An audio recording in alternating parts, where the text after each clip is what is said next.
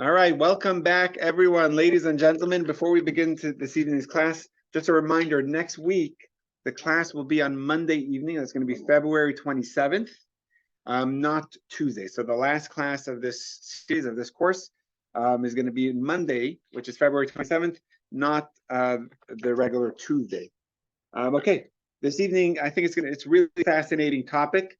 Going to address questions that we may have had on our mind, or if you didn't, I think it's just very important information, always through the lens of the Six-Day War, which is what we're covering during this course. But it's going to, I wouldn't say necessarily veer off, but really give us important information how the Six-Day War affects decisions in Israel and the different groups or different political views in Israel, how they came about. And the Six-Day War was a big catalyst for these differences of opinions. So of course, in Judaism, having different opinions is normal. That's part of what makes us who we are. It's required. But when it comes to this Six-Day War, it's just fascinating how things come about. We're going to be starting this evening with a topic of cognitive dissonance. What that is, and is anyone familiar with that concept or that topic? Okay, cool. So to put it into context, imagine there is an employer who has many employees, and one of his employees in particular, he's sure that he's about to get sacked. He's getting the cues that he's been getting over the past few weeks, the looks that his boss has been giving him. For him, it's pretty clear he's, halfway out. And he gets a memo that the boss wants to speak to him on Friday. So in his mind, for sure, it's going to be a Friday, the end of the week. I'm about to get sacked.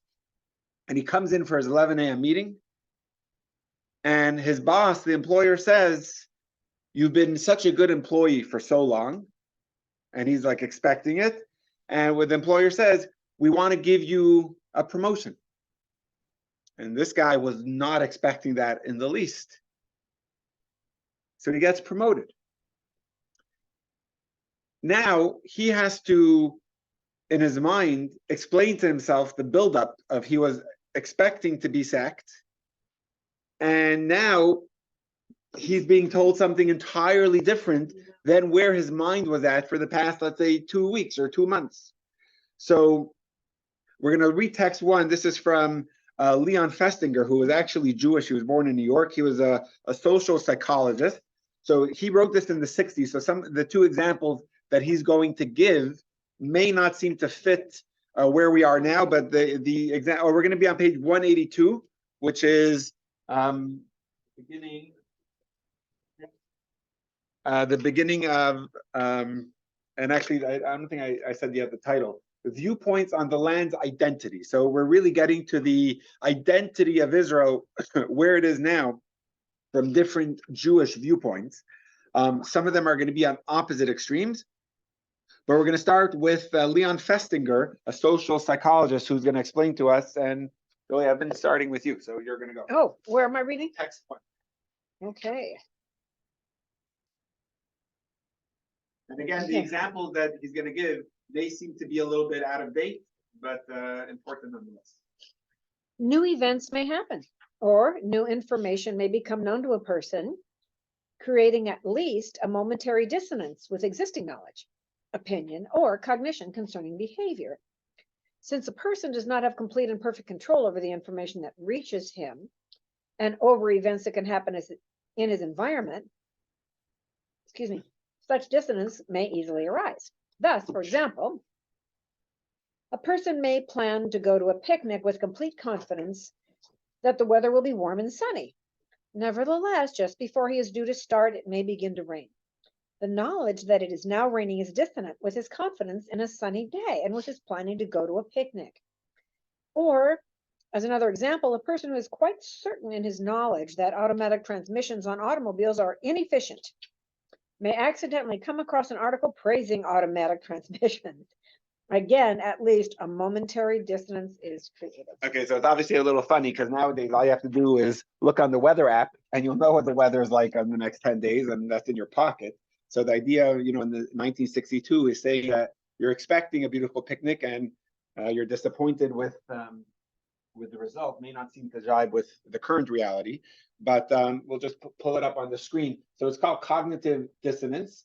And we had previous beliefs and assumptions that clash with the reality, where when your employer gives you a raise when you were certainly not expecting it. So you have to have what's called dissonance reduction.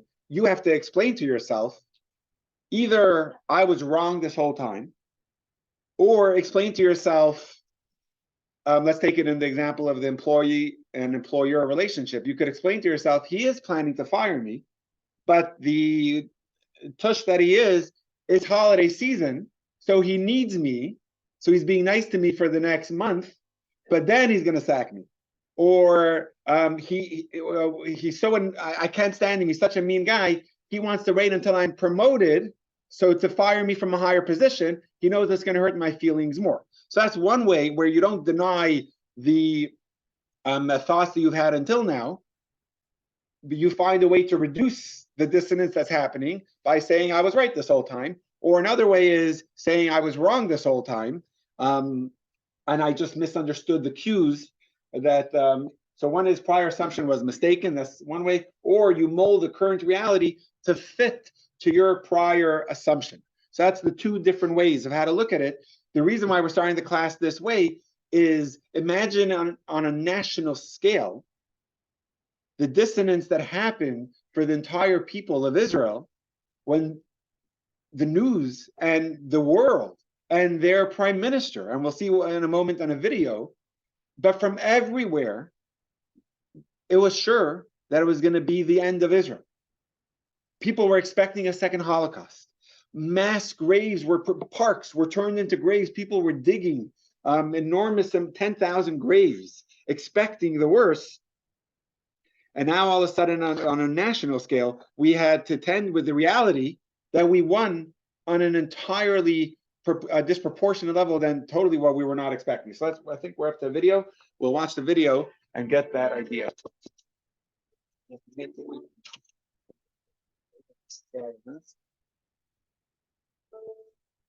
The Arab plan for June 1967 was straightforward: the destruction of Israel in the most absolute sense, meaning the capture of its every city and village, and the merciless massacre of every Jewish citizen. A catchy slogan bandied about by the leaders of Egypt, Syria, and Jordan was, "We will meet you for lunch in Tel Aviv." But after just 6 days of war, the forces of annihilation had been all but annihilated, while victorious Israeli forces were ready to deliver the lunch directly to the plates of the same Arab leaders in their respective capitals. The IDF had achieved their dream objectives of capturing the strategic areas of the Golan Heights, the Gaza coastal strip, and the Sinai Peninsula. Israel had freed its seaport from Egyptian blockade, and it had inadvertently captured the entire West Bank as well. Israeli forces were now in a position to storm the Arab capitals of Cairo, Damascus, and Amman. But the thought of entering Arab capitals frightened the Israeli political leadership, who were loath to awaken that great bear, the Soviet Union, that threatened to join the war on the Arab side. The same concern prompted the United States to urge Israel in the strongest possible terms to halt its advance. Israel obeyed. As it lowered its guns, Israel looked back and gasped. She had gone to war on June 5th with the primary hope of surviving a combined Arab threat at all costs against incredible odds. But she had more than survived. When she accepted a ceasefire on June 10th, her territory had more than tripled in size. She had expanded in all directions from an indefensible 8,000 square miles to a robust 26,000. She now embraced all of Jerusalem, almost all of biblical Israel, and many ancient and sacred Jewish cities and sites. Israel's abrupt reversal of fortune read like a page out of the Bible itself. Just a fortnight earlier, Israel had designated national parks as mass cemeteries. It had dug 10,000 graves in advance and made plans to evacuate Jewish children to Europe, to escape the promised bloodbath in the streets of its cities. Fast forward 6 days, and the nightmare had failed to materialize. The country was awash with relief, but also with grief. Upwards of 750 IDF soldiers made the supreme sacrifice, and more than 4,000 lay wounded. The Israeli Air Force lost 46 of its 200 fighters. Israel was a small country with an enormous heart, and she bitterly mourned each lost soul.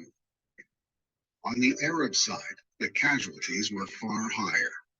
Approximately 15,000 Egyptians, 6,000 Jordanians, and 2,500 Syrians have been killed, roughly 23,000 lives in total. Every nation on earth gasped in astonishment as Israel slipped out of the Arab noose that had already began to tighten around her neck with relatively minimal losses of maximum territorial and military gains. The modern, well-equipped, and much vaunted Arab armies had been pulverized beyond recognition. The Arabs had lost Jerusalem, and the Jews had regained the site of the biblical temple. But most astonished of all were the citizens and leadership of Israel. They had best recognized the gravity of the danger they faced, and they were now first-hand witnesses to a staggering and swift reversal unprecedented in history. Israel and Jews around the world breathed a collective sigh of relief and celebrated the remarkable turn of events that would be forever known simply as the Six-Day War. All right. So as I mentioned before the video, the feeling, and you're able to see it in the video, the worry, the fear, people were expecting or predicting a second Holocaust. Foreign embassies were telling all of their citizens to get out of Israel. There was even talk of, where we're going to see that on another video later in the class, of sending the children to the United Kingdom, so at least save the children. There was airlines were contemplating canceling flights to Israel because it was going to be a war zone. And now we're faced with an incredible victory. So we'll see in text 2, it's from the 6 Days of War, which I brought in the first week to show everyone. It's from Michael Oren, who is an American-born Israeli historian. He was the ambassador at the UN. He was the former ambassador to the United States, the Israeli ambassador, and now he's actually a member of the Kulanu, which is the centrist party in the government. And he describes the mood in text number 2 that prevailed in Israel at the time of the 6-day war. And just to explain, it was actually interesting. On Chabad, we had an Israeli who doesn't come often, and he was on the opposite side of the table. His name was Isaac, and I think he was 9 years old during the war. And I asked him, what do you remember? And he says his job, he was part of he had the job of digging trenches. I asked, why couldn't the adults do it? He said most of the fathers were already, in the reserves. They were already being called to the army, and they stayed there for another, I think he said, a few months after the war.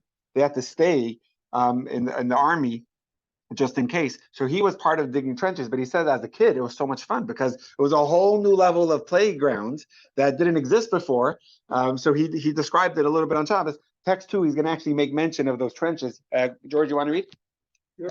Text 2, it's on one. Text 2, page 183. Throughout the country, thousands were hurrying to dig trenches, build shelters, and fill sandbags. In Jerusalem, in particular, schools were refitted as bomb shelters and air raid drills were practiced daily. Most buses and virtually all taxis were mobilized, and an emergency blood drive launched. An urgent request for surgeons, in view of the tough conditions they must be physically fit and experienced, was submitted to the Red Cross, and extra pints of plasma ordered from abroad. Special committees were placed in charge of gathering essential foodstuff for replacing workers called up to the front and for evacuating children to Europe. Upwards of 14,000 hospital beds were readied and antidotes stockpiled for poison gas victims, expected to arrive in waves of 200. Some 10,000 graves were dug. The sole bright spot in these otherwise morbid preparations was the unprecedented outpouring of sympathy from around the Jewish world. Yet these gestures did little to relieve the sense of approaching catastrophe, of the Jews' abandonment and yet another Holocaust. What are you waiting for? Hannah Zemmer, deputy editor of the Daily Davar, accosted Prime Minister Levi Eshkol. He retorted with a description of Israel's international isolation of the massive casualties it would study. Blut vet sich gießen wie Wasser. He concluded in Yiddish, blood will run like water. There was talk of the widespread bombing of Israeli cities, of an entire generation of soldiers being wiped out. So that was the mood at the time. And then within 6 days, Israel went from to have unforeseeable gains. Israel tripled in size. I think it was like we'll see it on another video, just the exact sizes, but the pride that enveloped not only the Jews living in Israel, but worldwide, the Jewish feeling, the Jewish spirit was uplifted.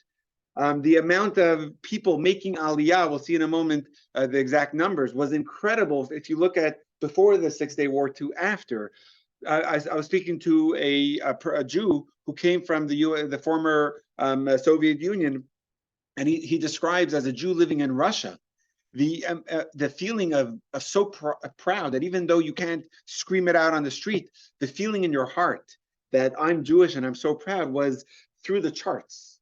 And that's what happened. It went from being doomed to now having an empire. It was almost like a person who has a noose around his neck and he's convicted to be killed. Now all of a sudden he's appointed to be the king. That's what the Jewish people felt like, lifted to the top of the world. There's from Tom Segev, who's more on the left side, but he wrote a book that has just a description of what it was like. It's actually quite funny. Sharon, do you want to read text 3? It's quite a funny quote. The sense of total doom had all but disappeared. History was about to begin again. 2 popular jokes drive home this reversal of mood. According to the first, told before the war, a sign hangs near the boarding gate of Lod Airport asking the last one out of the country to turn off the lights. In the second, after the war, 2 officers are talking about how to spend their day. Let's conquer Cairo, one proposes. The other replies, what will we do after lunch?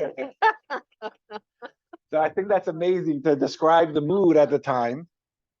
So now psychologically speaking, there was a large measure of collective cognitive dissonance where we needed to have that reduced. We needed a dissonance reduction based on what we were expecting. And now the reality was so different. So how did the Jewish people, how did Israel reduce that dissonance psychologically? How did they describe what happened?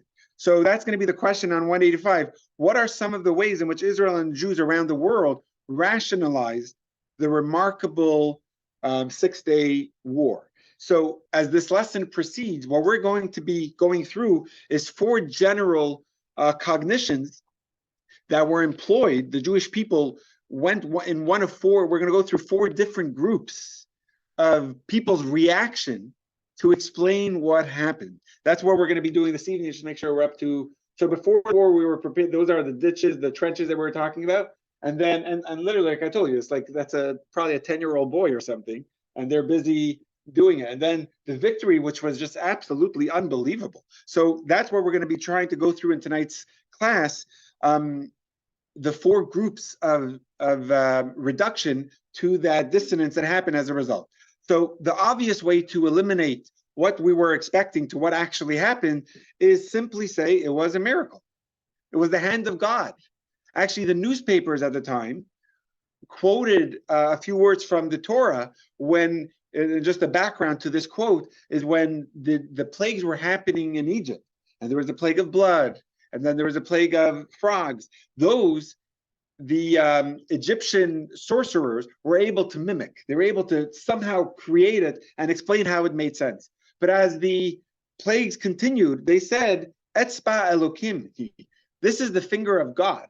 This is beyond what we can explain or understand. We can't rationalize such thing. This is divine intervention. We actually use that quote when we go through the plagues by the Seder, on the Seder evening. So the Yediot Achronot, which is one of the big newspapers in Israel, they actually explain that it's unexplainable. It's Etzba Elokim. It was so unexpected that it can't be explained in the normal ways. And even soldiers, and we'll just see a quote from them, soldiers were saying that this was the hand of God watching over us. So, and actually someone on the Zoom, Peter, you were asking if there was, what's the IDF like? So that's actually the chief rabbi of the IDF. His name was Shlomo Goren. So this is him sounding the shofar during the 6 days of war, during the 6 Day War, when they reclaimed the Kotel, this is a very iconic picture. But so the one way to explain it, which was the majority of Jews at the time in Israel and also in the diaspora, were saying that it was the victory was a miracle from God. And to explain a quote, this is from Raphael Eitan, who was a general. Apparently, someone in heaven was watching over us. Every unintended action that they took and every unintended action that we took always turned to our advantage.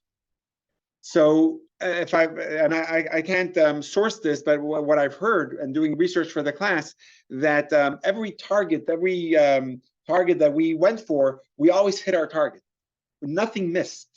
Like the wind was so perfectly on our side that everything hit the target perfectly.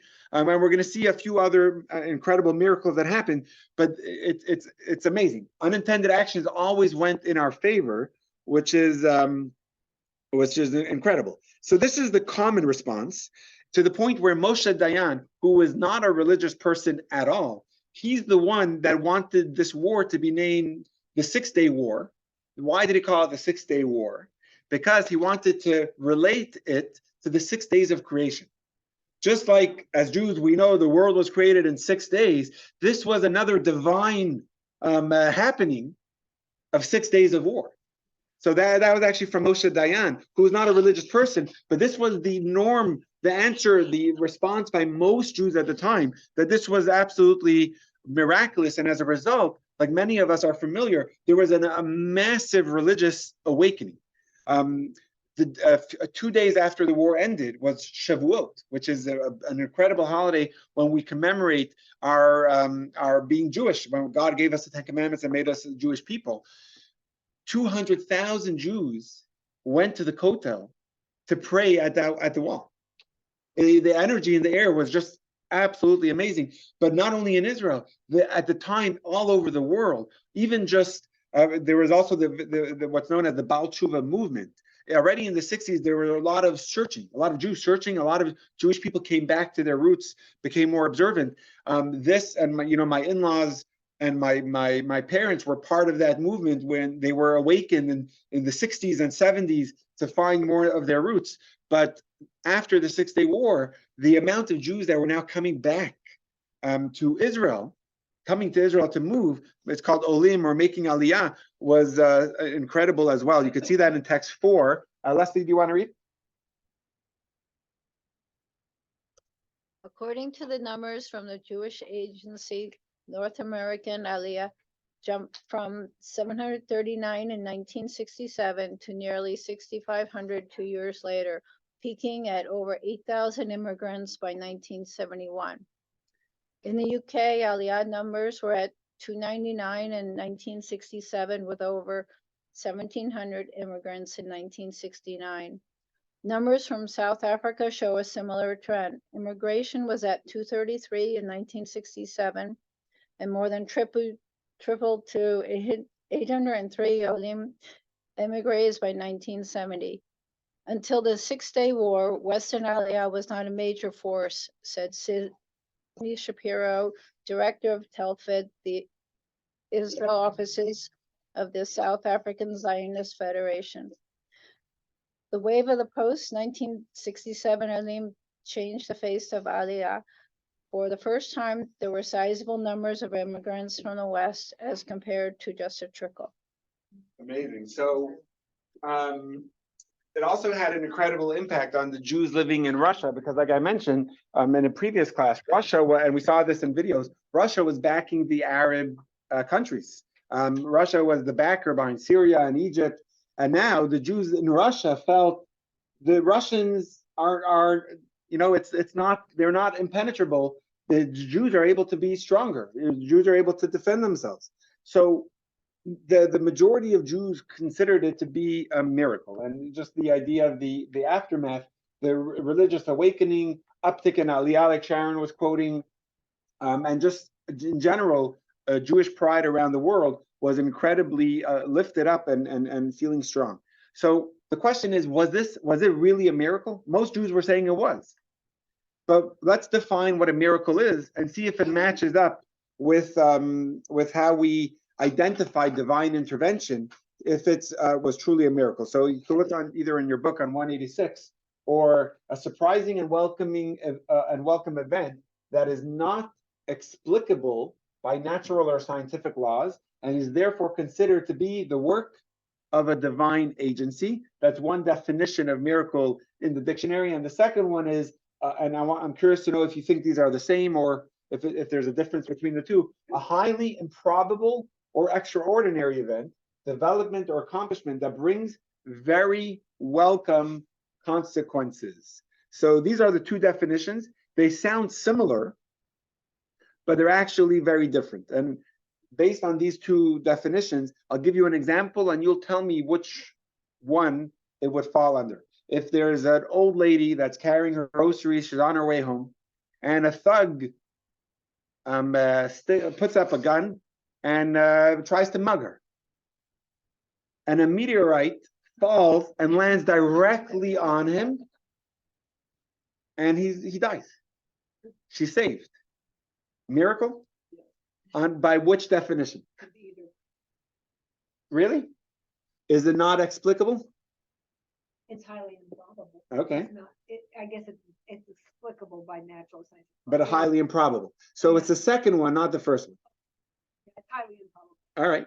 Yeah. But you could explain it. I mean, Yeah. you could explain it. Or if someone wins the lottery, they won $2 billion. Is that a miracle? It's highly improbable, but can it be explained by natural means? Absolutely. You bought a ticket. Someone's going to win. Yeah. So it could be explained. What happens if taking that same sweet old lady and now instead of a meteorite falling on the thug, he turns into a pillar of salt or a marble slab? That's a miracle. By which one? That's an extra. Which one is that? Which one is it? By natural scientific law. All right. So that would be one. Who's in agreement? Okay, cool. That makes sense. So now taking this into account, which one would the 6-Day War fall into?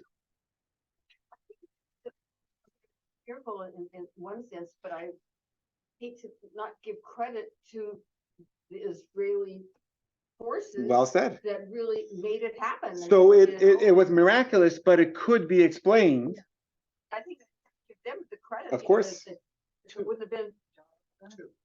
So you say it's number two. It's highly. So you're saying no, it was highly improbable. Could it be explained? Maybe. So it's not one. You're saying it's two. Good. Okay. Cool. I think it's both. Who is that? Leah. Oh, hi, Leah. Hi. Hello. You think it's both? I mean, I think by definition, number two, sure. Uh-huh. But it's either highly coincidental or you just have to kind of believe that there was a higher power involved. Okay, awesome. So let's see text 5 on 187, where this was written way before the 6-Day War. This is from a Hasidic Rebbe from Poland. He was the student of Rabbi Menachem of Kutsk, and that was his grandfather. Anyway, he was one of the Hasidic Rebbes in Poland, and he explains in text 5 as follows. There are two kinds of governance by which God leads his people Israel. There is an openly miraculous governance, as with the manna, the well that sprang forth from a rock and provided the Jews with water throughout their desert sojourn, and the clouds of glory that encompassed and protected the Jews in the desert. There is also governance that is clothed in nature, in which miracles are hidden. It is understood that as far as Israel is concerned, revealed miracles are preferable, more glorious and more splendid, inasmuch as they elevate Israel's prestige and status among the nations. For God's sake, however, one could say that the miracles that are cloaked in natural phenomena are of greater benefit. For the miracles that are conveyed via natural means elevate and purify the natural world. So if you look through the Torah, take the splitting of the sea as the example, or the clouds of glory, or the manna falling from the heavens. Those are miracles that utterly defy the laws of nature. I mean, water coming from a rock. Those are splitting of the sea. Those are miraculous, that those are extraordinary, defying nature. That can't be explained. But if you take, for example, tonight we actually celebrate the new month of Adar, which is the happiest month on the calendar, which means is in exactly 2 weeks, we're celebrating the joyous day of Purim. During the holiday of Purim, the celebration was beautiful, but the finger of God was actually not, you couldn't see it so direct. It was a hidden miracle because the whole thing could be explained. Esther was beautiful. She became queen. The king needed a new queen because he was drunk and he killed Vashti. The Mordecai happened to be at the right place at the right time, and he saved the king's life, and he had to be rewarded. We're not going to go through the whole Megillah now, but it was a miracle that God enclosed within nature, which means it wasn't a total miracle where Haman was just hit by turned into a slab of marble. It was a miracle where God was playing within nature. So which one is greater? You would say the splitting of the sea. But in a sense, when God doesn't defy nature, and it happens within a natural order in a way that's uplifted because it's lifting up the whole world in that miracle as well. So it's not defying nature, it's not destroying the natural order of the world. It could be explained the normal order. Yes. There's kind of a place in between that I'm thinking of when I was studying these two concepts. And the place in between to me is like the concept of B'Tselem Elohim, where we are made of God. We are made of God. Yeah. In the image of, and God has no image, so we are godlike. Godly, And yeah. we have a divine spark. Mhm. So in our Torah, we have as Jews Moses, led without compromise, persistence against all odds. We have David and Goliath. Mhm. We have Jacob. We have Joseph. We have Joshua. We have constant example in who we are throughout our culture, throughout our teachings, throughout our knowledge, throughout our self-image, that we persist. And I'm not saying I wasn't there in the 6-Day War. I probably would have been brave enough. Right. But there's something intrinsic in the story, something familiar to us in this room that is miraculous through our divine intention, Beautiful. not from magic. Yeah. That's what Yeah. I think. No, that's because we were created in God's image, and we have that godly consciousness to see it that way. That's yeah, awesome. Thank you, Jolie. Awesome. My question. Yes. Go Okay. ahead. Yeah. For obvious reasons, we're all very happy and proud of what happened, and whether it's Etzba Elohim or whatever it was, it's us Jews being glad and proud that God is on our side. But I wonder if we can just take one moment and view the 6-Day War from the perspective of the enemies. Like, what does the Egyptian military say? What does They actually, by the way, we're actually going to go through a little bit actually in the next piece what was going on in Egypt and some of the miracles that the Jews was totally on our side based on what was going on in Egypt. Till today, by the way, it's a dark day in the Arab world. I don't know the Arabic name, but they look at the days of victory for the Jews. They give it a name, like the dark day in June. They have some name for it, acknowledging their terrible defeat. And actually, if I'm not mistaken, the Egyptian president stepped down after the defeat, but the nation didn't let him. They felt like we can't go on without you, so he came back to lead the Egyptian country. We're going to go, Peter, that's a good question. I just want to continue in the class, but actually in the next piece, we're going to see just some of the miracles and how it turned in our favor. But just to make sure, Can I just can Yeah. just add one thing. Sure. Well, just add one thing. Not only from the era perspective, but what does the world and the whole world basically think happened? Not just Well, the era. so that's the beauty from then. I guess that this is the point that I want to bring out, Peter. Thank you for making me make it more clear that we can say, and most of the Jews said it's a miracle, but it's a miracle that was able to be rationalized. So for the atheist, they could say it all made sense based on the wind that went in our favor, or based on whatever else. So you know, in when it comes to the word miracle, if we would say it was a miracle, it brings very welcome consequences that it was an extraordinary event, but was it explicable by ways of nature? No, it could be explained by ways of nature, and a lot of the world, you know, declared it that way. But I do want to get into some of the, actually, I think, just make sure. So you have a revealed miracle like Moses and the splitting of the sea. Then you can have a natural miracle, which is things that are happening within nature that could be explained as just being natural, or things that could be explained from scientific means, but also could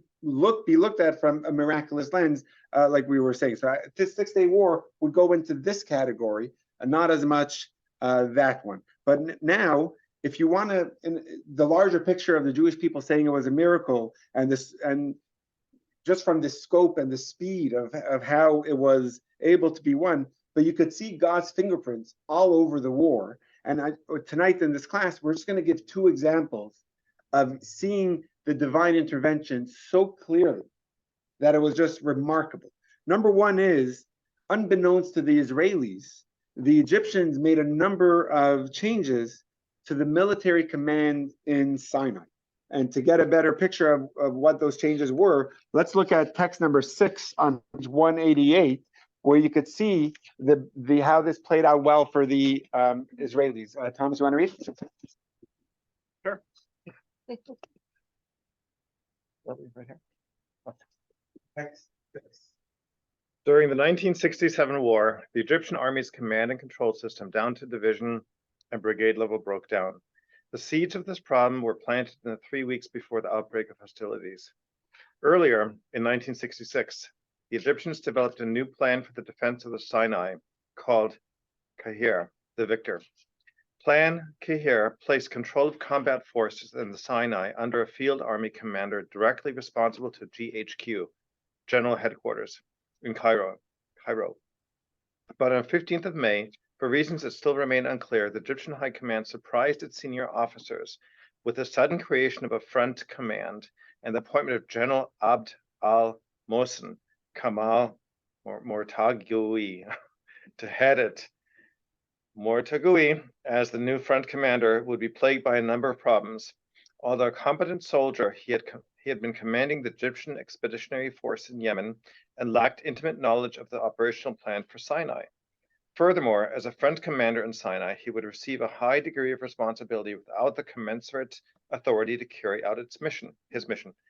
Finally, Mortagui arrived at his command post in the Sinai near Bir al-Thamada on 29th of May, only a week before the war, and with a small staff of 20 officers. The Egyptian command and control system was further undermined when the High Command replaced all 12 division commanders and chiefs of staff in the week or two after the creation of the front command. Then the confusion seeped down to brigades and lower. Amazing. So I want you to imagine there was 100,000 Egyptian soldiers ready to fight. They had just imagine 950 tanks, 1,100 artillery pieces, and total chaos, total lack. I mean, there's a general of Israel's Southern Command at Sinai during the Six-Day War. He explained that we had no idea that they were changing division commanders, and that provided us, he says, with a huge advantage because the Egyptians had 10 commanders that didn't know the terrain. They were coming from Yemen, where Egypt was also in the middle of I think, North Yemen or something, and they were not familiar with the Sinai Peninsula at all. So that went in total favor of the Israelis. Yes, Ken. I'm just going to ask, did anybody ever figure out or ask the question, why did they do all of this? So I think it's still not sure. It's still and we're actually going to see another thing that happened that is just unexplainable for anyone to do right before a war starts. It made no sense. But you look now in the Torah, what it talks about, the predictions, the promises, the prophecy that God says will happen to the Jewish people if they go in the way of God. Just too beautiful. There's a place in Leviticus, at the end of Leviticus, where there's blessings that will happen to the Jewish people, and then again in the end of the 5 books in Deuteronomy, there's again blessings that are promised to the Jewish people. So if you look in Leviticus 7a, it says, "You will pursue your enemies, and they will fall before you by sword. 5 of you will pursue 100 of your foe, and 100 of you will pursue 10,000." Which is what happened. I mean, we did. I think the forces that we were able to bring to fight the Egyptians, we still had to defend other areas. Look at number 7b. God will cause your enemies to rise up against you, to be defeated before you. They will come out against you from one direction, but they will flee from you in 7 directions. So you could see, I mean, it was so in tune with a divine, like, it's inexplicable for them to put in new commanders at the last minute, literally a week or something before the war, that they knew nothing about the terrain. Another one, and this again is unexplainable, is changing of the codes. And if you look, even though it's called the 6-day war, it was actually won in the first few hours. Once we destroyed the Egyptian Air Force, and there was no Egyptian Air Force anymore, why were they such easy targets when the Jordanians actually were the ones to report back to Egypt on any movement detected on radar by Israel? So Michael Oren, in the book that we've quoted a few times already, in text 8, he explains what happened with the codes. Elizabeth, you want to read text 8? Supplies by Britain, Jordan's radar facility at Aljun, near Jerash, was one of the most sophisticated in the Middle East. At 8:15 a.m., the station's screens were suddenly studded with blips. Although the Jordanians had grown accustomed to large numbers of Israeli aircraft heading out to sea, the density of the concentration was unprecedented. The officers on duty radioed in Great Inab in Arabic, an arranged code word, for war, to Jordanian General Riyadh's headquarters in Amman. Riyadh in turn relayed the information to Egyptian Defense Minister Sham Badran in Cairo, where it remained undecipherable. The Egyptians had changed their encoding frequencies the previous day, and without updating the Jordanians. Big mistake. Egyptian Air Force intelligence also reported extensively on the Israeli attack, but the officers at Supreme headquarters, devoted to Field Marshal Adel Hakam Amir, and distrusted of Nasser's loyalists in the Air Force. Thank you. So this would actually qualify as, I would say, the greatest miracle of the 6-day war, that the codes were just not, the new codes were not given over. And just imagine if the Jordanians' code would have been deciphered, the Egyptian MiGs, the Egyptian planes, would have easily have confronted the Israeli planes, and it wouldn't have had the same result probably. But the codes were not in, they were not deciphered at least, and we all know the result. Yeah. In the hierarchy. Absolutely. So, and that's what I wanted to bring out, that it could be explained, meaning it's not the meteorite falling. It's not the, sorry, it's like the meteorite, where it could be explained how that happened, because those things are explainable. It's not the what's the other one? The extraordinary cases that can't be explicable in nature or science. So they could be just highly fortuitous events that are able to be deciphered that way. Yeah. There's precedence for this particular. Oh, the problem, coding, and that really? was during the beginning of the Second World War. Yeah. Okay.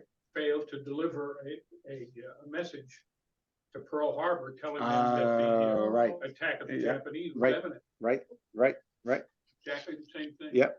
Okay. So when you have two miracles, one that is a natural miracle, which is the one we're explaining of the 6-Day War, because it could be explained, and like we're saying, those things could happen, or it's not much of a revealed miracle because we're able to explain how these things are able to happen. Another difference that comes out between these two is deniability. When something happens that's so out of ordinary, that's so extraordinary, and defies nature, it's hard to explain how it could have happened in nature. You can't deny it. The splitting of the sea, it's hard to be able to deny that it happened and that it wasn't a miracle. Water coming from a rock, if you see the water coming from the rock, you could try to explain it scientifically, but it's not as easy to deny something that's so evident as it being miraculous. When it's something that's in this way of a miracle, you could deny it and say it wasn't a miracle at all. And these are the reasons why. So if a person is trying to reduce their dissonance of something that happened it's hard to understand how that happened when they were expecting a different result, the easy way is saying it was a miracle. But if a person is an atheist, they could explain how it happened without falling in the category of a miracle. They could explain from other ways. Or if they say, even if they're not atheists, but they just don't believe that God intervenes in worldly affairs, they could explain it that it was all just from human ingenuity and our intelligence, etc. Or if they don't like, or they feel that it was an immoral cause, and we're going to get into that a little bit later, they could also explain how it happened without relying on it to be a miracle. So they could also explain that the threat was never real to begin with. It was, okay, so this is just what we're saying, that it was commanders were unfamiliar with the terrain and the Egyptian airfield, the warnings were not delivered. But for those that don't want to buy into the miracle part of the 6-Day War, they could explain that it was exaggerated to begin with, that it could have been solved with diplomatic efforts. Now, we watched the videos, exactly, 100%. We watched the videos and we know what Nasser and the other leaders of Arab countries were saying, but it could also be, they could explain that this was just Israel's way of trying to expand their land by taking advantage of the situation. So the victory, they could say, was due to Israel's superior intelligence. They were more prepared when obviously the Jordanians and Egyptians were not, if they had new commanders going in and the codes were not relayed properly. It was a perfectly logical consequence, someone could explain.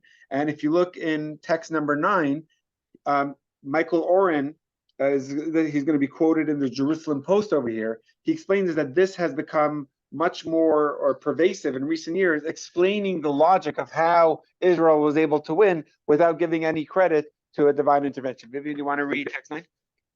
The biggest myth going is that somehow there was not a real and immediate Arab threat, that somehow Israel could have negotiated itself outside the crisis of 1967, and that it wasn't facing an existential threat or facing any threat at all, said Michael Oren, who is a senior fellow at the Adelson Institute for Strategic Studies at Jerusalem's Shalom Center and author of 6 Days of War, June 1967. He noted that this was the premise of Tom Segev's book, 1967, Israel, the War in the Year That Transformed the Middle East. What's remarkable is that all the people alleging this, not one of them is working from Arabic sources.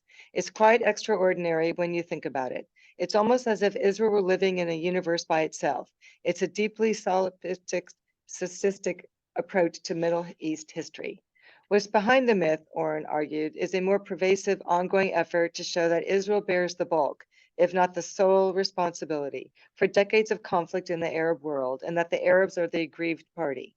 It's an attempt to show that Israel basically planned the 6-Day War in advance, knowing that it was going to expand territorially. My position is that it was just the opposite. Israel was taken aback by the crisis, unprepared for it, and panicked, believing it faced a true existential threat and did not plan to expand territory. It did everything it could to keep Jordan and Syria out of the war. My reading of the Arabic documents show that the Arabs had real plans to attack and destroy the state of Israel. Wow. Okay. So this way is looking at it without any divine intervention and just explaining how it was able to happen. Either they were more prepared, etc. Okay, the next section, and again, that was a way to reduce their dissonance without just saying that it was a miracle. The next section, I'm going to start with a disclaimer that I don't agree with it, but for the sake of true educational experience, we're going to go through all different groups of people, Jewish people's ways of how to reduce the dissonance that happened. So this is what's going to be known as religious anti-Zionism. And this is a group of Jews that are going to explain why it wasn't a miracle, or it wasn't a divine intervention. Now, but before I explain how they come to this conclusion, I do want to explain that we don't have to agree with them. And I don't think anyone in this room will agree with them. But they are our brothers and our sisters. And even though they're a very strong minority of the Jewish people, they are our brothers and our sisters. So it is important to at least see their view of where they're coming from and how they are anti-Zionists and where they're coming from while being religious. And I think it's just an important conversation to have, even if we don't agree. For the sake of education, it's important to see where they're coming from a Torah perspective, and how they get their opinion from. So and with that, I'm going to start this section, which is going to be, before we actually read text number 10, just some background. There's some Jews, and some of you are even familiar with the name. It's a Hasidic group called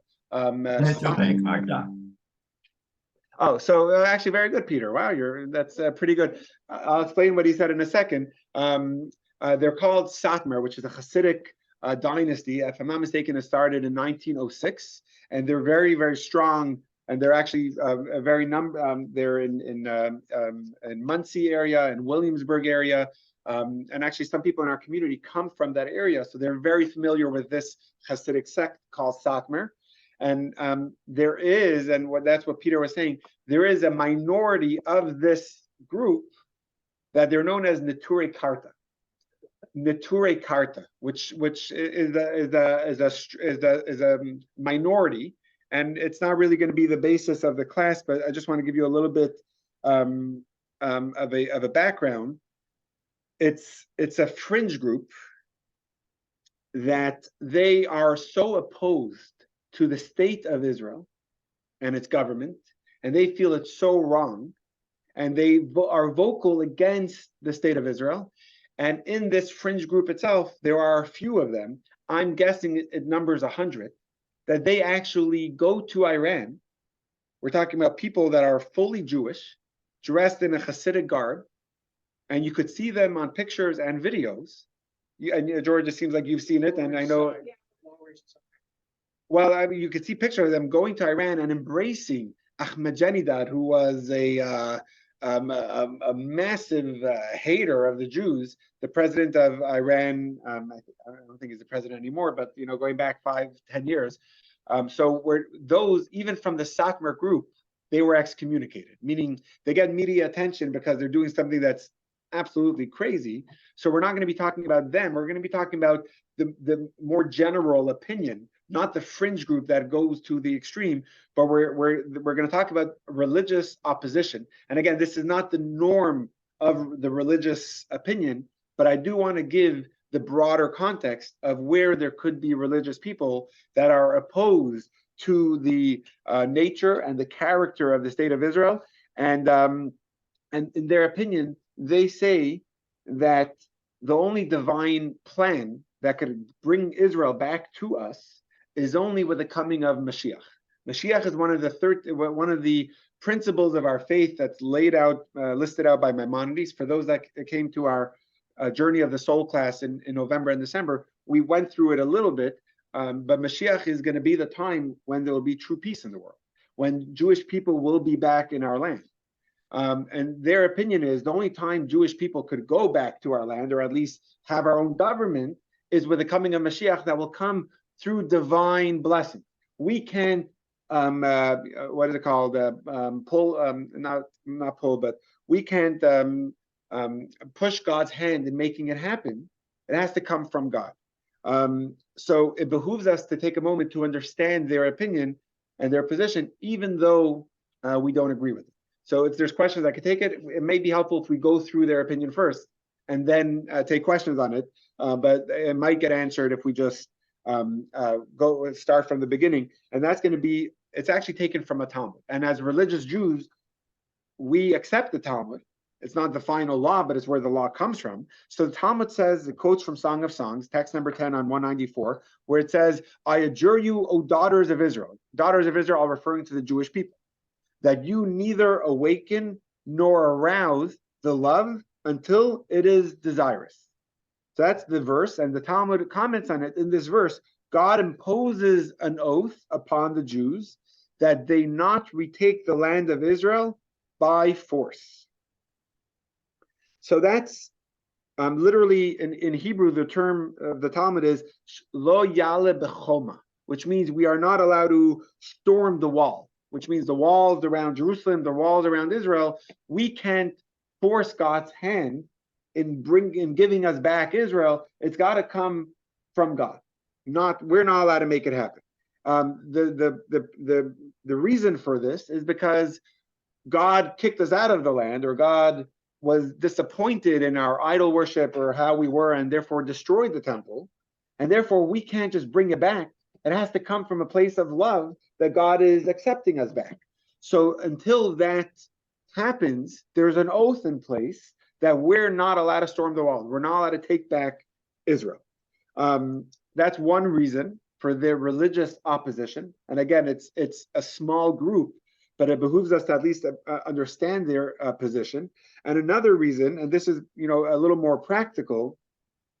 I don't know if it's more practical, but just to give you a little more color, it's understanding where Zionism comes from and why this group of religious Jews is so against it. So in the wake of Enlightenment, so going back Germany, 1800s, it afforded Jews a lot more freedom. They were able to attend universities. They were able to have professional careers without any discrimination. They wanted to,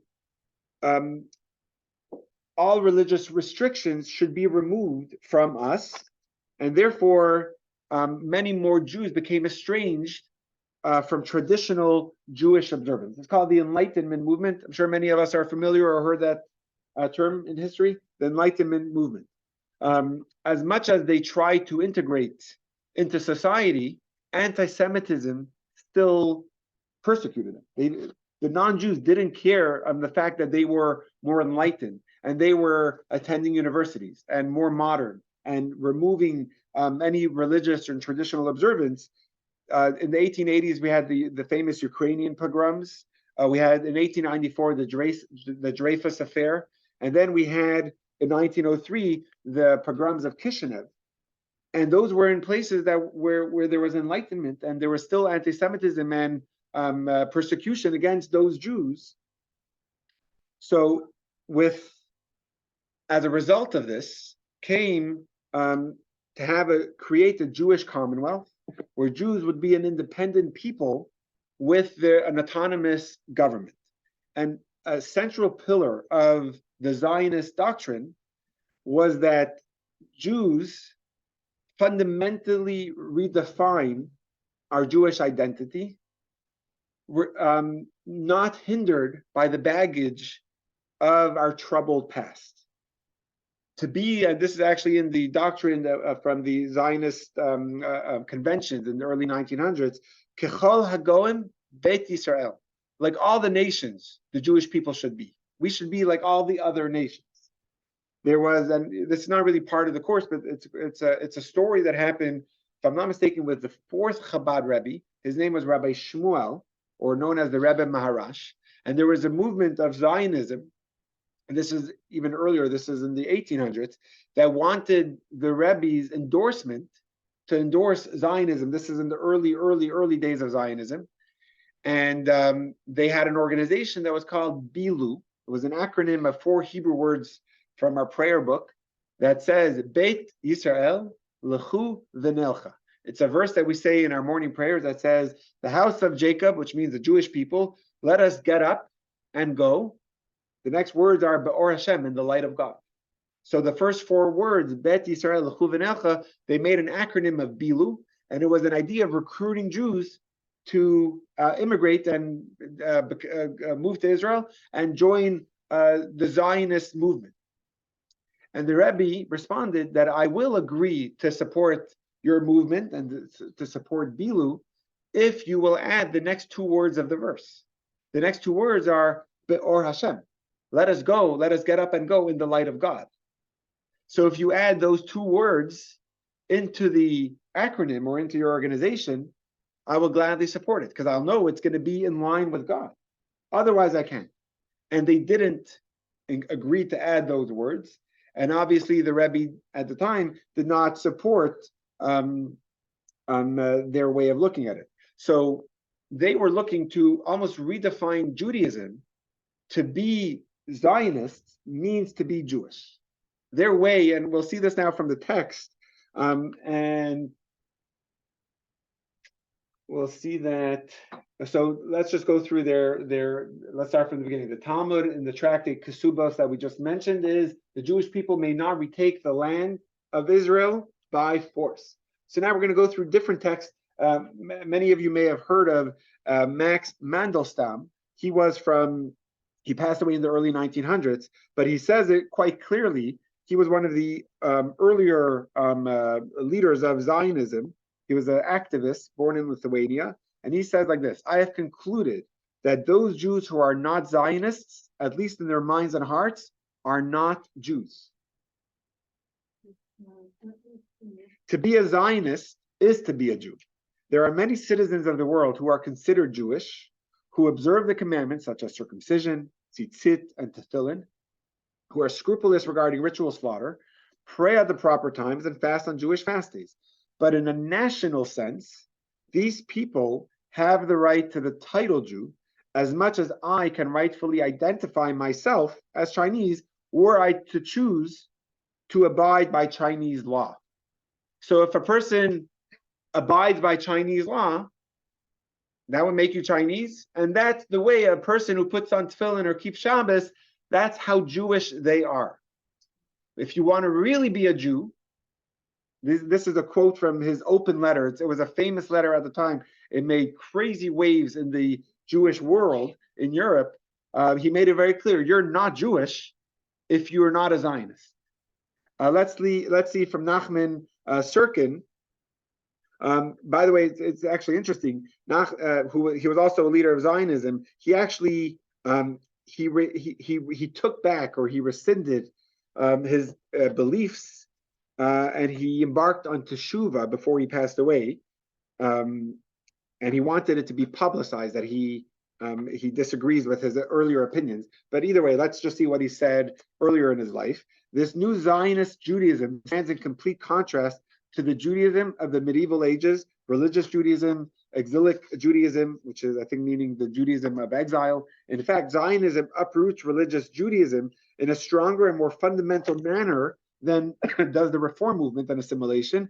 These uprooted Judaism in an artificial way, causing complete assimilation or allowing for the reemergence of Talmudic and religious Judaism in a later period. Zionism, on the other hand, fundamentally uproots Judaism by creating new standards of Judaism and creating new Jewish spiritual values.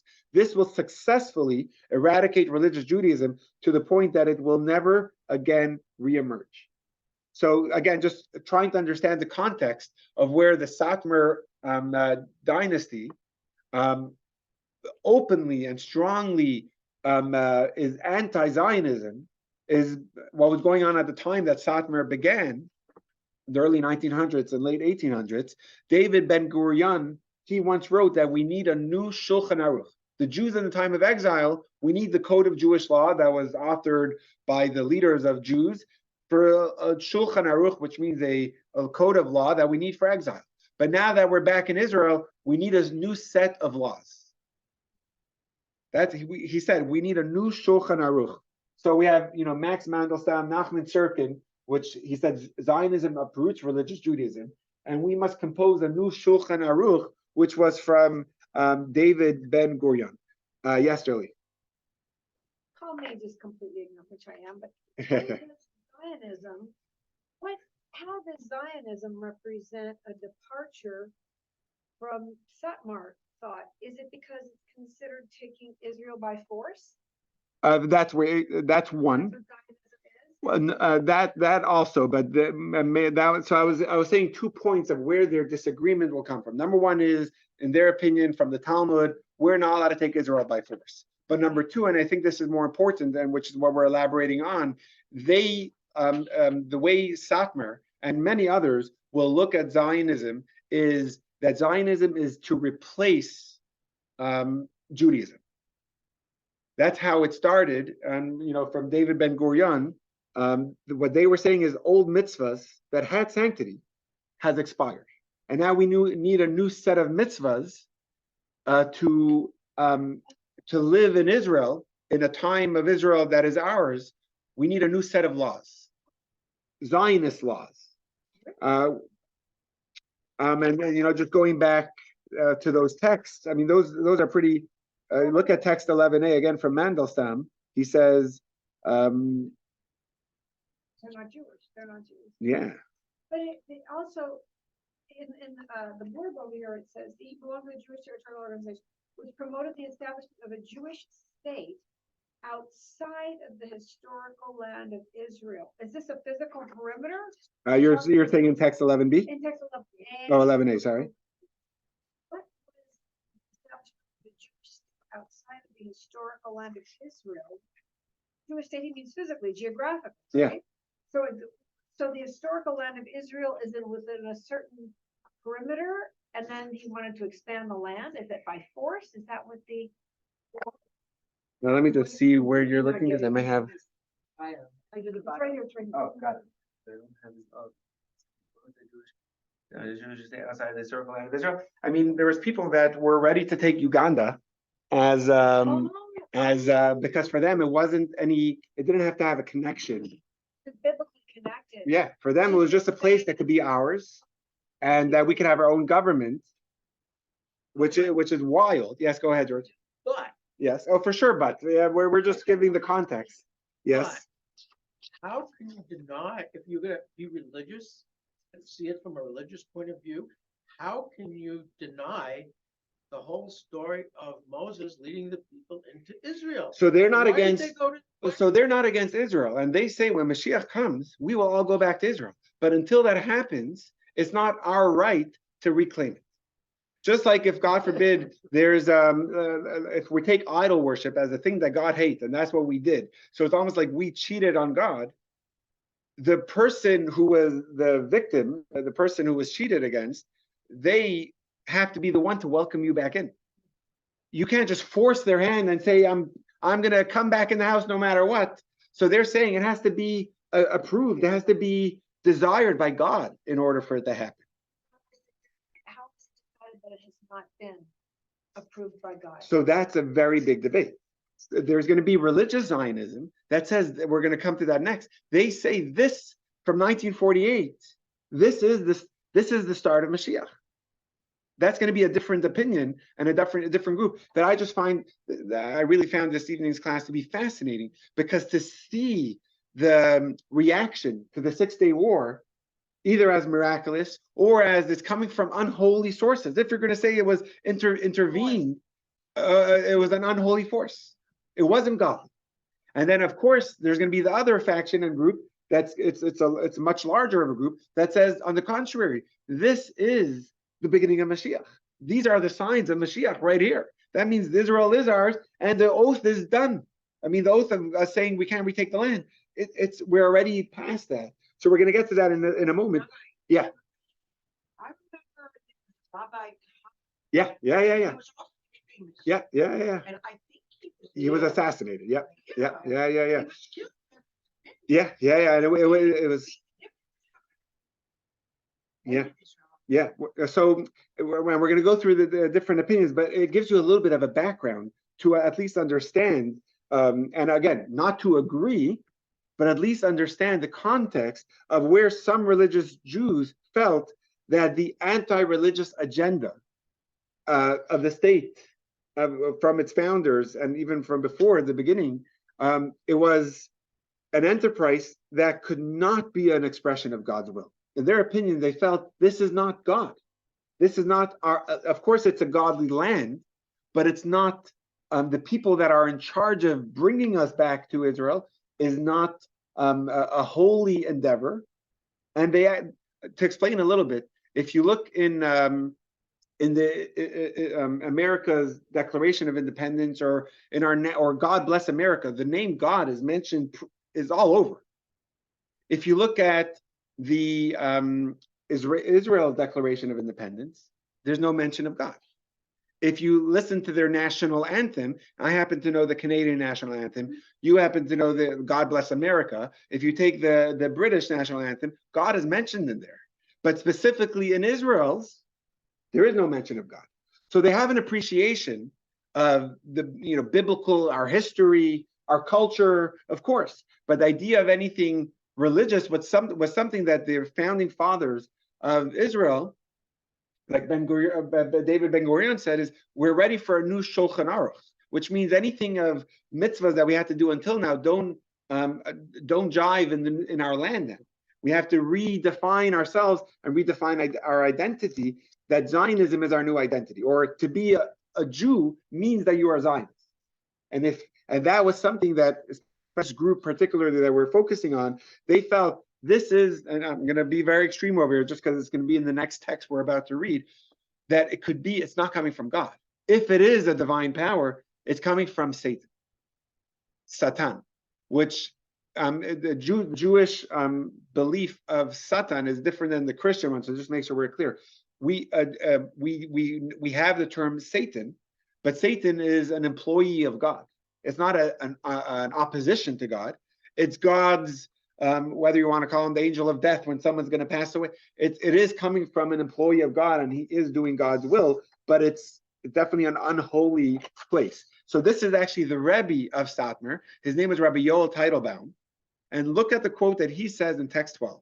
One should avoid, let's, Vivian, you want, who didn't read? Shira, did you want to read text 12? One should avoid to the degree possible recounting miracles performed by Satan.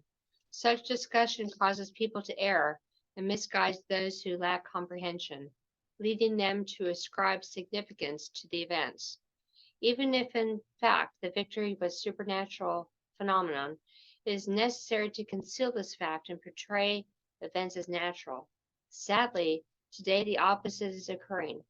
People are discussing and publicizing non-existent imaginary miracles with the sole objective of deceiving the public. Wow. So because of this, ironic, like this group of religious Jews, they actually won't vote in Israeli elections because they don't agree with this. So a lot of them live in Israel, but don't identify with the state of Israel.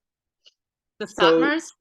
The Satmars, exactly. So therefore, they could live in Israel because they fully agree that it's a holy land, it's the land of our fathers, and it will be our land again when Mashiach comes. So we could live there, but not under the governance of the current government, because they don't have a right to that. So therefore, they don't vote in an Israeli election, at least not in the national election. They may vote in the municipal one, just what affects them in their local areas. They won't even accept government money, and they won't serve in the IDF because for them that's supporting an unholy government or unholy. There was a question. Let's take. Okay, got it. Yeah. Arabs. Do they observe Rosh Hashanah? According to their view. Again, it's a minority, but I just wanted to give you the background of where they're coming from and their vehement opposition to Zionism because of the origins of Zionism and what they stood for. Do you think the Arabs will let them live there peacefully? No, but probably not. But then we shouldn't live in Israel. Do they observe Rosh Hashanah and Yom Kippur? Say again? Do they observe Rosh Hashanah and Yom Kippur? Oh, of course, they're religious. They're 100% religious. But because of it, again, this is not the standard opinion of religious Judaism, but they keep all the mitzvahs. What mitzvah they're not keeping by opposing Jewish governance on the land of Israel. With regard to these people, Yeah, what chutzpah yeah. for them to be able to decide who is the Mashiach and what is. They're from the not Mashiach. saying who should Mashiach be. They're just saying until Mashiach comes. I know, but then it's their decision that the Mashiach has come. That's chutzpah. Well, hold on. Maimonides makes it very clear the signs of Mashiach. And they say who, he doesn't say a name, but he says Mashiach will be a person learned in Torah, a person that will bring peace to the land. I mean, we could look at the text of Maimonides. Thank you. By the way, it does say Mashiach's name will be Menachem. So it's, that's one of the opinions. So we'll just add that in. My mother thinks I'm Mashiach, but in that way. Exactly. Yes. Rabbi, at what point, I mean, did they think that we shouldn't even enter Israel after Moses, or was there a certain point where they said that we shouldn't govern it, or has we, in their mind, should we have not governed it at all?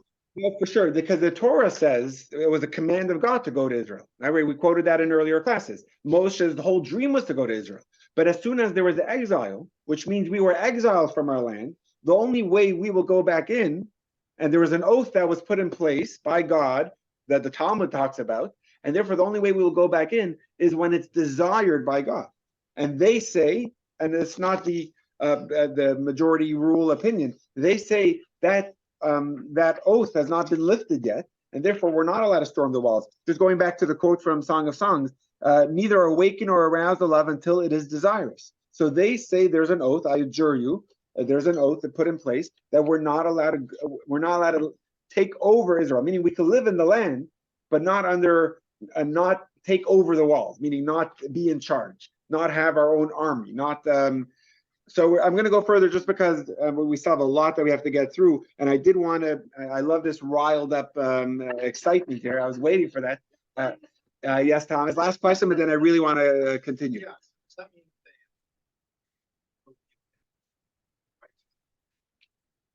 No, but Mashiach will. Right. Mashiach will do that. But Mashiach is coming. Well, that's what it says. That's what it says. Either on clouds, either on the clouds, or on a donkey. But when we will know when the time of Mashiach is here, Right, exactly. and we have to do everything we can to bring Mashiach by doing mitzvahs, Exactly. not by taking over. So that means the way the sign that Mashiach Yeah. is here is the fact that the Arabs are opposing it. Yeah. So when Mashiach comes, peace is going to come. Yeah. And so the fact that so the Arabs will be ready for us. Yeah, okay. So most religious Jews, as you can imagine, don't have this opinion. They're much more moderate in terms of their view of the state of Israel and also the current right of Jewish governance in the land. So many, for a variety of reasons that we don't have to go into now, many believe that what Leah and I were just discussing, that oath that was put in place, it doesn't constitute law that we're not allowed to have governance of Israel, of the land, for a very simple reason. Last week, most of the class, what were we talking about? The two words in Hebrew of pikoach nefesh. When there's a risk of life, we have to do everything we can to protect ourselves. So having an Israeli government and having soldiers that are protecting us is only logical that it's a matter of life and death to protect ourselves, and therefore the oath is obviously not in place, or at least has to be overridden for the sake of pikuach nefesh. So the idea of having an IDF and having a government and having our land that's strong and protected, and therefore having our government making the decisions. We all know the War of Independence literally saved thousands of Jewish lives. I mean, that's undisputable. So the religious, so again, let me just say that again. Most religious Jews don't have that opinion of the Satmar group, etc. And even though, and they say it may not be the start of Mashiach, but having our land that we are governing over and having our army that is protecting us, it's protecting us. So whether it's the Independence War or the 6-Day War, it's all a matter of pikuach nefesh, and therefore they support the government. They support the idea of Jews not only living in the land, but governing the land. Even though there was an anti-religious agenda by the founding the state's founders of Zionism, and I'm going to get behind. They would say, even though if they had ill intentions, or their intention was maybe to change Judaism, and our identity shouldn't have to be around religion or around mitzvahs, but at the end of the day, it is protecting us as a Jewish people, and therefore we need to support it. And also because Israel was given to us as a gift. I mean, it was handed to us on a silver platter when the Arabs rejected the plan and we accepted the plan. We're given a land, it's a gift from God. We're not allowed to reject the gift that we are given. And in general, Chabad has a pretty nuanced opinion where we 100% support IDF. We 100% encourage living in Israel, the holiness of Israel, and even the government. So while we don't have an agreement, we don't agree with the values of the Zionist founders, and in general, Chabad, we could dispute ideas. We don't hate people. So those people, their intentions were actually good. They wanted the best, at least of what they felt was the best. So in short, we love the land of Israel. We love its residents, and we support the existence of the state and all those who devote their lives to improve the conditions of the residents. So from the government to the Supreme Court to the IDF, of course, we're massive supporters of, and I have many cousins that actually made Aliyah. Anyway, so this is the oath does not apply to the present situation because it's a matter of pikuach nefesh. So we support a government that protects many Jewish lives. And if I'm not mistaken, the number now is around 6 million Jews living in Israel. Yeah. Oh, interesting. Right. I think that's the number. I think there's 8 million people in Israel. Is that the number? Something like that. But okay, so let's recap just because we're going through a lot of, I think, fascinating topics. But let's just recap. If everyone could just look at the screen for a second, we have different positions. And that came as a lot of it came as a result, or at least was magnified. The identity was magnified during the 6-Day War. One is its divine intervention. It was a victory that was a total miracle from God. Another one is no, it was just a matter of fear mongering. It was totally exaggerated. We could have succeeded by diplomatic efforts, and the war was won just because of the intelligence of the Israelis that was superior than that of the Arabs that did not have it together. Some people are of the opinion, again, it's a minority opinion, that it was an intercession by unholy powers. And now we're going to get into the fourth, which is going to be religious Zionism.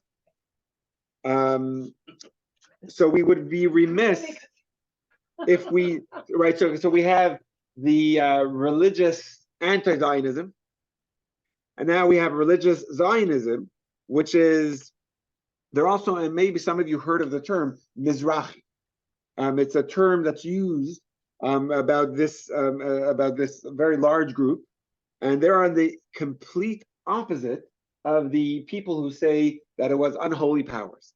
Their opinion, the Mizrahi or the religious Zionism, they say they view the establishment of the state of Israel from 1948 and all the wars, the miracles that happened, all that is evidence of Aschalta de Geula, which means it's the beginning of redemption. It's the signs of Mashiach, which means we are living through the times of Mashiach. It was and therefore, remember in the previous class, we were talking about the Temple Mount. According to their opinion, we could pray at the Temple Mount now because it's already the time of Mashiach. And in a previous lesson, we were, I was going through that a little bit. Let's see, and it's a very popular opinion. Rav Kook, who was the first Ashkenazic chief rabbi. Did anyone hear the name Rav Kook? Sounds familiar? So the first Ashkenazic chief rabbi is like the leader, was very strong. He even had a picture, if I'm not mistaken, or maybe it was his son, who we're going to quote now, had a picture of David Ben Gurion. We have a picture of the Rebbe in our home. David Ben Gurion was no Rebbe. But the religious Zionism, even if the founding fathers were not religious, they at least allowed the times of Mashiach to begin, and therefore they respected them. So we'll see that in text 13 Daphne, do you want to read text 13? Go for it. This is not a coincidental shaping of history. Rather, we must see God's guiding hand and his divine ordering of events, what they are, the fulfillment of when the Lord brings back the captivity of Zion, Psalms 126:1. How fortunate are we to be a part of this national rebirth? All of the wars we have experienced have been a part of the process of redemption, whether they occurred before or after the establishment of the state, whether they were before or after the conquest of Jerusalem, where in the middle of the journey, God causes salvation to appear and brings redemption to completion step by step. Okay, so according to this opinion, the war and victory is part of the steps or the part of the process of Mashiach, and therefore, even though ideologically they had differing opinions than the founding fathers, but they did view the founding fathers as what they did because of a spark of godliness in their soul, and it brought about more mitzvahs that we could do in Israel, and therefore they respected them. And many religious Jews have difficulty digesting the notion that redemption will be ushered in such an unsavory fashion, of people that are saying we need a new Shulchan Aruch, them being the ones to bring about the time of Mashiach just seems odd. So therefore, many religious Jews, I would say the majority, say no, it's not the beginning of Mashiach because we won the 6-day war, or because we have a state. While it's amazing that we have a state and we've got to support it, it does not mean that we're living yet in the times of Mashiach. So just more importantly, I just want to share one last point on this, and we're going to watch another video. The traditional Jewish view of the redemption is something that will be a simultaneous spiritual and material redemption, which means with the material greatness, it will be a result of the spiritual greatness and blessings that will come. It's a time, Mashiach, we look at as a time when godliness will be manifest in the world. We'll live in a holier place. Our environment, our perception on life will be in a holier, uplifted place. Only material gains is not enough of a claim to say that it's the start of Mashiach. There has to be the spiritual advancement or spiritual transcendence that happens as well. Okay, we're going to watch, I think, a beautiful, fascinating video that's going to continue with the aftermath. So we're talking about the cognitive dissonance that has to be reduced, from these 4 groups. But to the Rebbe, it never had to be reduced at all, because the Rebbe's opinion from the beginning, I would say he was the only voice that predicted absolute victory to the Jewish people, which is remarkable. And we're going to see a video that's going to play 3 different speeches that happened on the Sunday, a week before the war, in 3 different areas of the world by 3 different leaders. So let's watch the video. And the Rebbe was providing incredible, okay, so this is the Aschalta de Gula, the onset of redemption by the Mizrachis, which is going.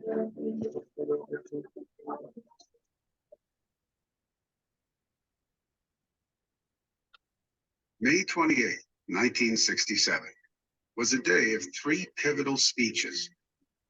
In Cairo, Egyptian President Gamal Abdel Nasser held an international press conference. In Tel Aviv, Israeli Prime Minister Eshkol spoke to the people of Israel. And in New York, the Lubavitcher Rebbe, Rabbi Menachem Mendel Schneerson, addressed world Jewry. Each of these messages attracted extreme attention. After all, it was only 8 days before the Middle East would be plunged into war.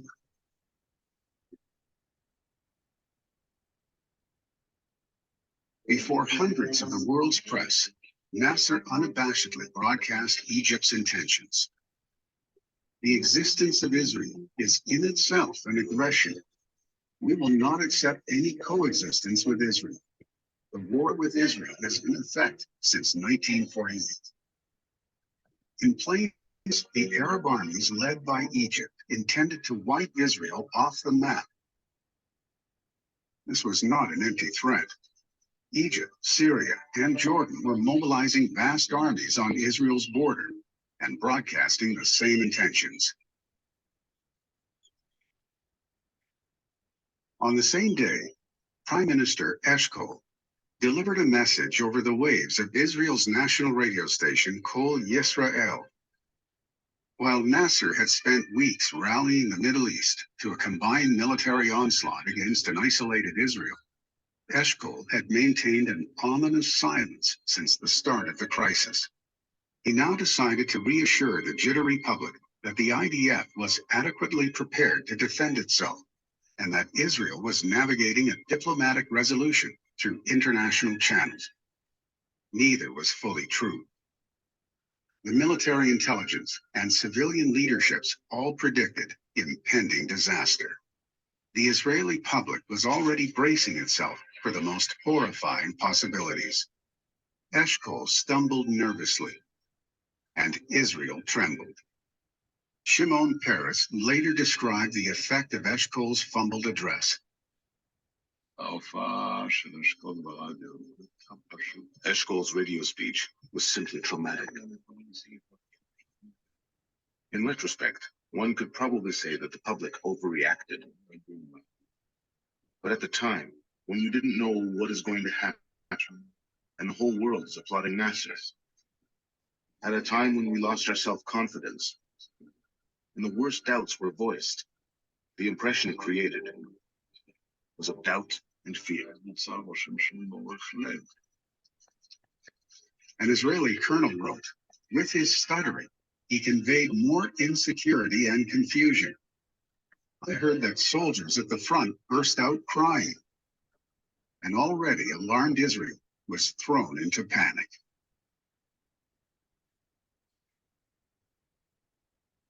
That same day, Rabbi Menachem Mendel Schneerson, head of the Chabad Lubavitch movement, and a revered spiritual leader of world Jewry, delivered a public address that was broadcast around the globe, including a simultaneous translation from Yiddish to Hebrew on Israel's Kol Yisrael radio station that Eshkol had used only hours earlier. It was Lag BaOmer, a day of great rejoicing and mystical significance in the Jewish calendar. This year, though, Jewish hearts worldwide winced in worry over the existential threat that hung over the Jews of Israel. They had reason to fear, for it was now the Sunday before the outbreak of war. The Rebbe had called for a grand Lag BaOmer Jewish Children's Parade to publicly express Jewish pride and to encourage Torah observance. 20,000 Jewish school children from across America heeded the call, gathering with their parents and educators in the giant leaf-lined boulevard facing the Rebbe's headquarters in Brooklyn, New York. The Rebbe personally addressed the rally, but his forceful prediction took the world by surprise.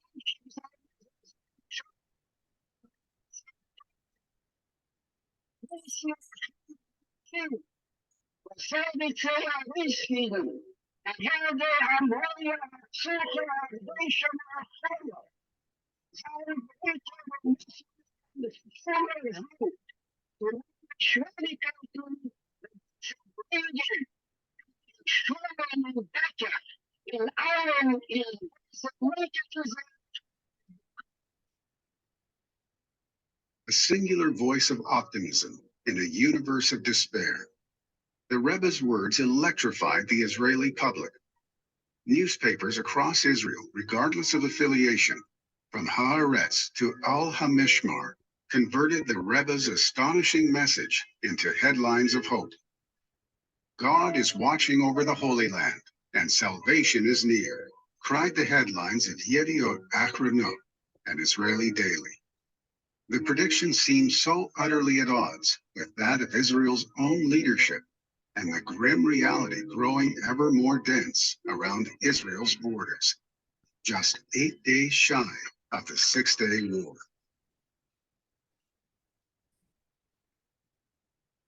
So the Rebbe's message was broadcasted on the radio, like we said, and it brought this sense of reassurance to the Jewish people in the newspapers, and the same radio station that Eshkol, hours earlier fumbled and stumbled across. And over here, the Rebbe is giving such a powerful message. And we'll just see a selection. One of them is to 4 Chabad students that were studying in an Israeli yeshiva, if I'm not mistaken, in Jerusalem. And they were Chabad boys. They were teenagers. All of their friends in other yeshivas were all, brought back home because the foreign embassies were saying, get out of Israel. So they asked their Rebbe. And the Rebbe said, you're in the safest place. There's a miracle about to happen. You are fine and safe where you are. So these are 4 yeshiva boys. And if you, God willing, after the class, if I remember, I'll send a clip where you see one of the 4, his name is Schwartz. He was a great Chabad rabbi. He was known as Schwartzy in LA, at UCLA, very dynamic and very unique in his style. He passed away a couple of years ago. He was one of the boys, and he describes, like, all his friends are leaving, and the Rebbe says, stay. And he couldn't believe it. And so if you look on page 200 in text 15, just the letter and just different things that the Rebbe were saying. One is a letter to these boys, to Ives, Langzam, Radel, and Schwartz, was addressed to the yeshiva in Jerusalem. He says, in response to your telegram, continue your Torah study with complete dedication, along with all the other students, without any shadow of a doubt. The guardian of Israel neither slumbers nor sleeps. May you share good news. By the way, just off topic, he relates in his video, he says, I went to my friends in another yeshiva that were packing up and heading to the airport, and I said, the Rebbe says it's fine, we could stay. So they went to their teacher, their Rebbe, and he says, you got to leave. So they said, well, the Lubavitcher Rebbe said his student, the Hasidim, could stay. And the teacher says, the Lubavitcher Rebbe has, in Yiddish, he said, breite places. He has broader shoulders than I do. And therefore, maybe he sees things that I can. But another one is they were thinking about postponing a wedding of the Katz family. And the Rebbe responded, the wedding will be, it was for like a week. This was going to be a week after Shavuot, which ended up being a week after the war. But obviously, this was written in a month before. And the Rebbe responded, the wedding will be an auspicious hour in its designated time in the Holy Land. For there, God has assured blessing and life for all eternity. And another response the Rebbe gave at the time was, I am very displeased by the panic and the exaggerations. God will protect all those whom you referenced above, among all our brethren, the children of Israel, wherever they may be, and specifically those residing in the land where God's eyes are constantly upon it. So the Rebbe's reassuring voice brought calm to many people. In fact, after the war, after the Six-Day War, the president of Israel, his name is Zalman Shazar, and he came from a Chabad family. His grandfather was a chassid of a previous Chabad Rebbe. And to quote him, he says, I did not doubt for a moment that we would be triumphant. The Rebbe called me, and it was clear that he had full faith that we would be victorious. So the Rebbe had that clear voice, and the theme of the Rebbe saying that Israel is the safest place to be is a theme that the Rebbe constantly declared. By the Gulf War, March 1991, the Rebbe had the same message, and we know again the incredible result of that war. And the Rebbe would say, "God loves us; He does miracles for us, and especially in the Holy Land, you are in a safe place." So we're going to just conclude with: we were ready to deal with losing, and like we said, the government, had dug graves, God forbid, ready but we weren't sure of how to deal with the victory. And with this differing of opinions that was back then, till today, the result is still the same of those differing opinions are still shaping Israeli politics till today. So a lot of people look at after the 6-day war, we're living now in the 7th day, meaning the result or the aftermath.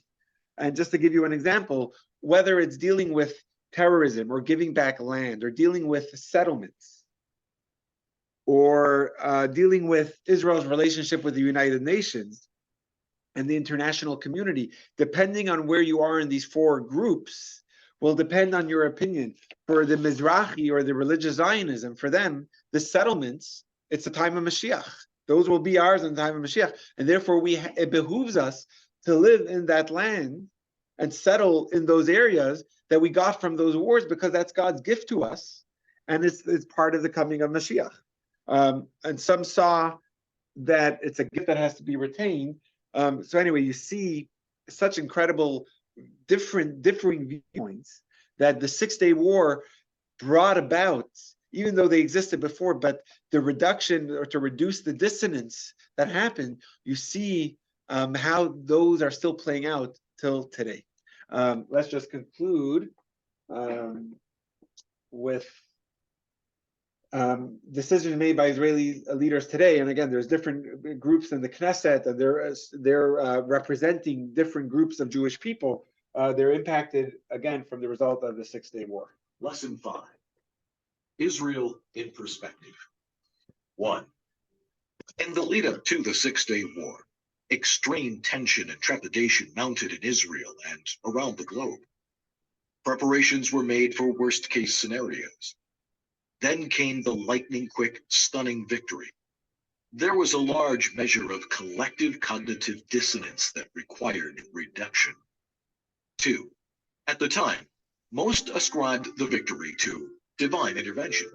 The perception that a remarkable miracle had occurred led to a widespread religious reawakening, an uptick in Aliyah, and an increase in Jewish pride around the world. 3. Some refused to accept the notion that a miracle had transpired. These people reevaluated how real the threat had been and concluded that Israel was not in as precarious a position as was thought. This perspective has become increasingly pervasive in recent years. 4. Some religious Jews staunchly opposed the state due to Zionism's deeply anti-religious philosophic underpinnings. This group concluded that if there was supernatural intercession in Israel's victory, it was the Satan's work. 5. For the most part, religious communities today support the activities of the state that benefit the Jews residing in the land, despite Zionism's philosophic roots, and view Israel's ability to self-govern as a gift from God. 6. Religious Zionists view the establishment of the state and all the wars and conquests that followed as evidence of the onset of the Messianic redemption. The 6-day war is seen as a most significant stage of the redemption. Many, however, have difficulty defining the secular state in Messianic terms. 7. Many of the decisions that Israeli leaders contend with today are still shaped by the impact of the war. Their attempts to reconcile the cognitive dissonance produced by its outcomes mold their responses to this very day. Next week, in staggering disproportion to the size of both its land and population, Israel receives almost constant coverage in the international media and foreign forums, and the majority of this coverage is uncomplimentary. Next week, we will explore the following questions. Is the criticism and censure justifiable? Can Israel normalize its existence and